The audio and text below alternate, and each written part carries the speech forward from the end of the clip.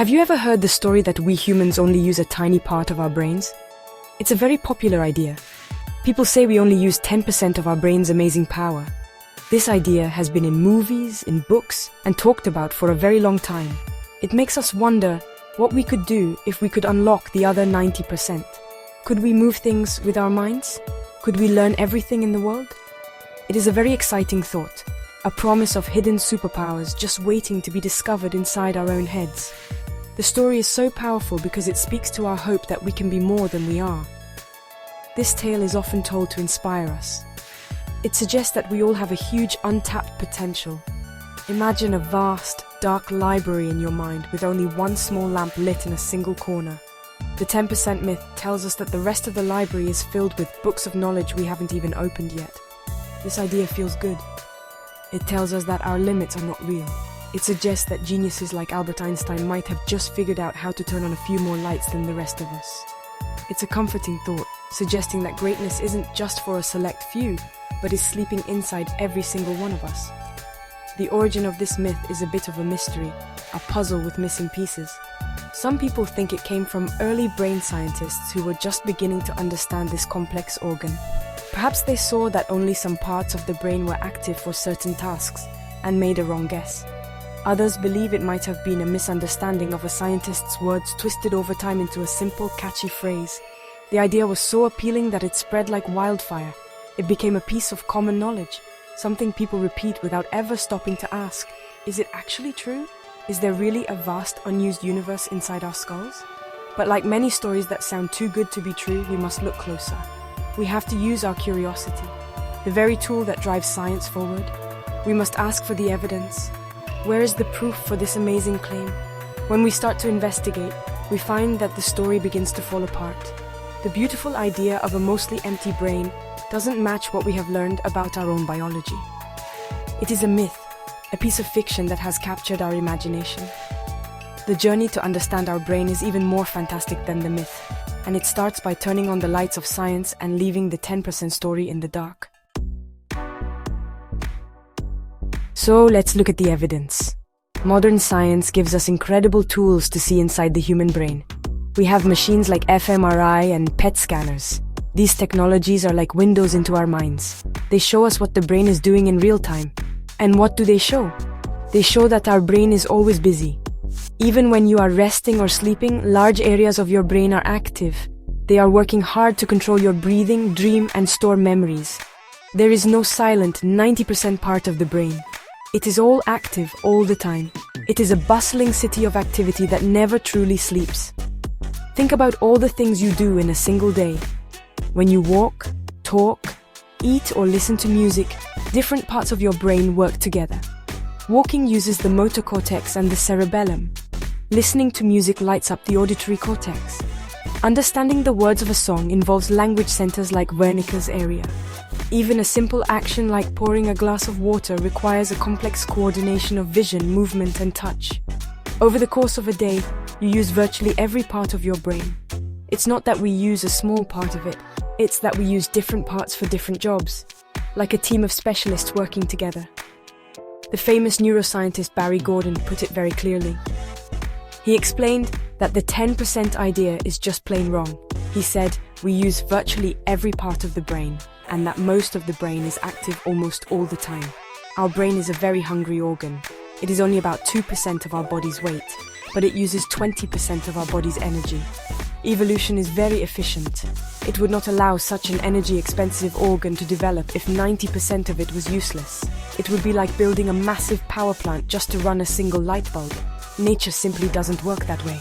So, the idea of a lazy brain is a complete myth. Your brain is a highly efficient and constantly working machine. Every single part of it has a known function. Scientists have spent decades mapping the brain, and they have not found any dormant, non-functioning areas. Even a small amount of brain damage can have huge effects on a person's abilities, which proves that every part is important. The truth is much more amazing than the myth. You don't have a lazy brain waiting for a magic key. You have a supercomputer that is fully operational and working for you every second of every day.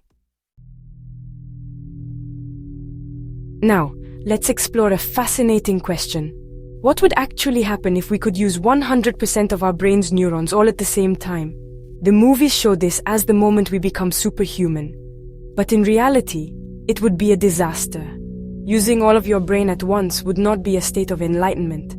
It would be a massive, uncontrolled electrical storm inside your head. This event has a medical name, a seizure. The brain works because it carefully controls which neurons fire and when they fire. It's a beautifully coordinated symphony, not a chaotic blast of noise.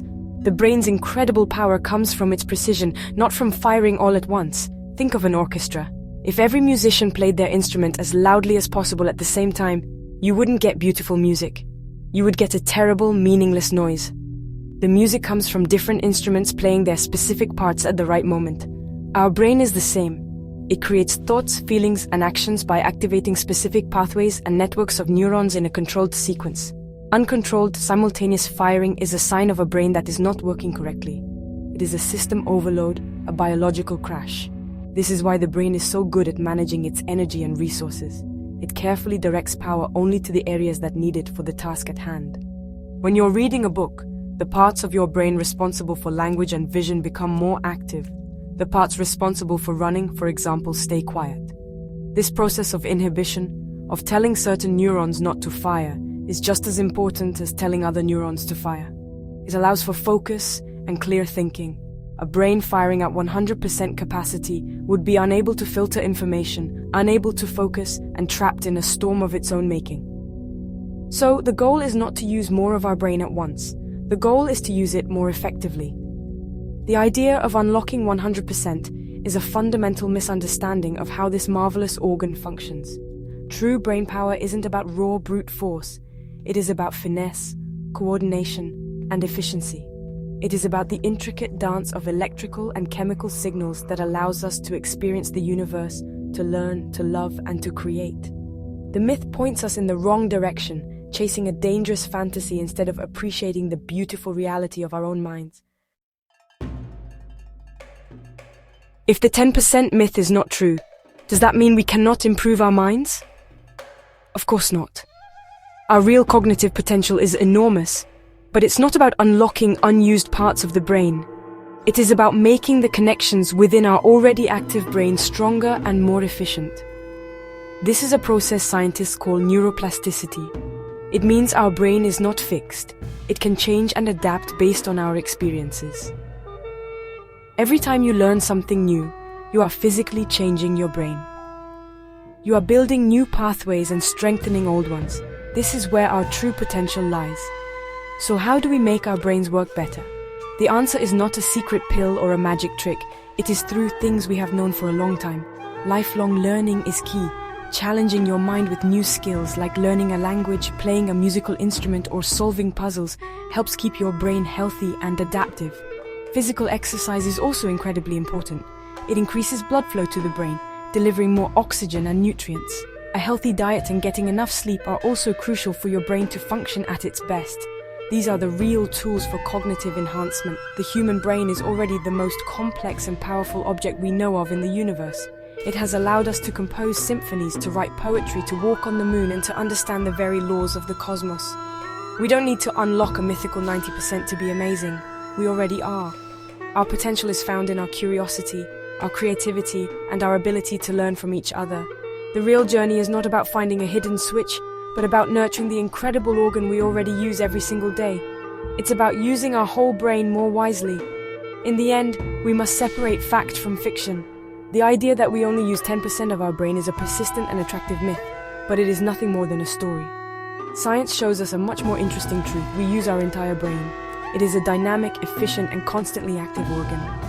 The dream of unlocking hidden powers is exciting, but our real potential is not hidden. It is in plain sight. It is in the daily effort to learn, to challenge ourselves, and to take care of the amazing biological machine that allows us to think, to feel, and to explore our universe.